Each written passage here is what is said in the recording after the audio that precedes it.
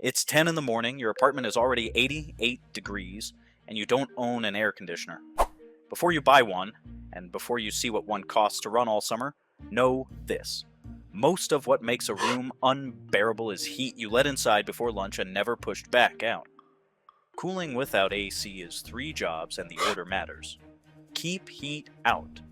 Move out the heat that's already in. Then cool your body, not the building. 12 fixes, 3 jobs. Let's go. One quick thing before we start.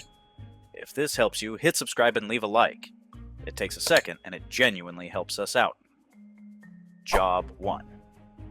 Keep it out. Open windows only when the air outside is cooler than the air inside. The rest of the time they stay shut. Throw everything open from late evening until early morning, then seal it all up before the outside catches your living room, usually around 8 or 9. Stale and 78 beats fresh and 90. Once sunlight passes the window, the heat is inside. Interior curtains are damage control, exterior shade is prevention.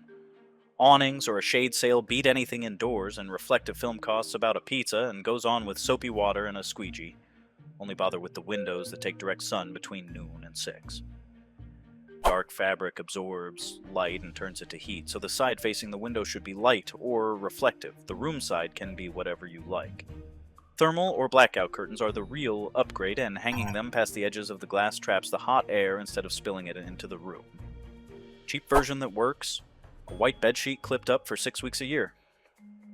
Your home is full of appliances dumping heat into it. Old bulbs waste most of their energy as heat. Switch to LEDs. Your oven is the worst offender, so cook outside or eat cold in a heat wave. A desktop underload is a small radiator. None of these ruins a room alone. All of them running at one swill. Job 2. Move it out. Most ceiling fans have a switch that reverses the blades, and most people never touch it. For summer, the blades should turn counterclockwise from below, pushing air down at you. That downdraft is the wind chill. Can't find the switch? Stand under it. If no breeze hits your face, it's set wrong. And match the fan to the room. A small one in a big room just makes noise. Highest value trick in the video, and it's free. Once the outside air drops below inside, put a fan in a window on the warm side facing outward, open a window on the opposite cool side, and open the doors between them. You've built a wind tunnel that drags the hot air out and pulls cool night air in. If you own one fan, make it the exhaust fan, or pushing hot air out beats blowing cool air in. If these are working for you, take 1 second and hit that like button. Subscribing is free, and it's the whole reason we can keep making these. Freeze a few water bottles, set them in front of a fan, and yes, it works, just not the way the internet claims. A fan cools you, not the room, by evaporating sweat off your skin. Ice gives you a cone of chilled air a few feet deep. Great at a desk, useless for the whole apartment. Rotate 2 sets every few hours and adjust your expectations, not the method. Stop cooling your whole home. Close the doors on empty rooms, especially sunny ones. Cooling 1 bedroom is far easier than 4 rooms. Then fight humidity, the invisible half of feeling hot. Sweat only cools you when it can evaporate.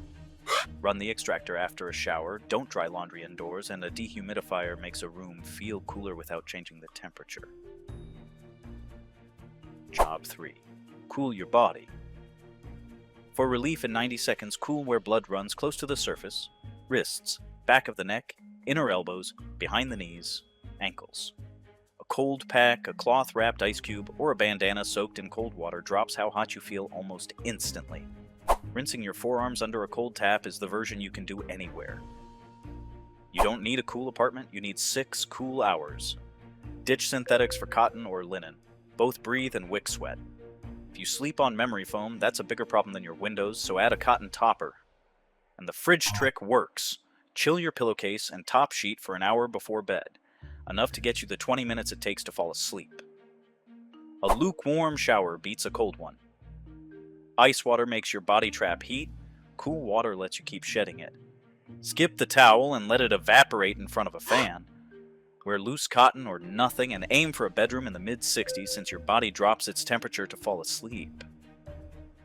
Thirst is a lagging indicator, so by the time you feel it, you're behind, and dehydration and heat lead straight to heat stroke. Keep a bottle within reach so drinking isn't a decision. Water-heavy food helps too. Watermelon, cucumber, oranges. Cut into chunks and frozen, a snack, and an ice pack at once. Go light on heavy meals and alcohol at night, since both wreck your overnight temperature control.